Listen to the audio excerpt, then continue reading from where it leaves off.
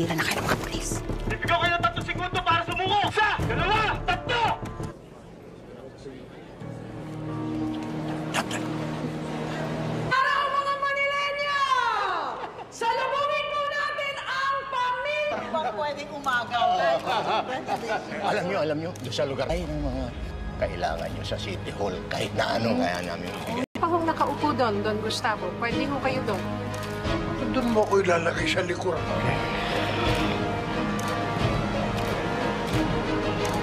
Ay, teka, Tindeng. Oh. Tindeng, sandali. Tindeng, buti andito ka. Gusto niyo...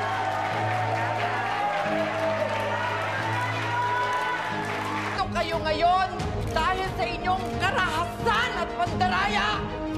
Galang na po. Pero natalo po kayo. Natalo po si Tanggol. Umulis ka na, Tindeng! Huwag ka na manggulo dito! Talo lang si... Ano? Di ba?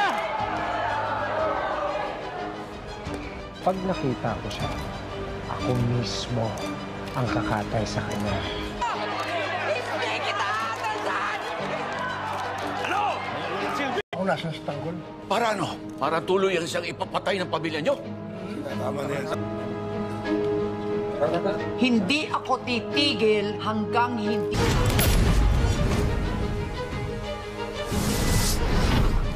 Kako sa mga gilero. Natin, ano ka ba naman? Kasama naman ako sa lab. Sige, Tindeng. Ayaw po yung manumpa. Ako, sabihin ang inyong pangalan. Alde, ang lungsod ng Maynila. Ay taimtim na nanunumpa. Ay taimtim na nanunumpa.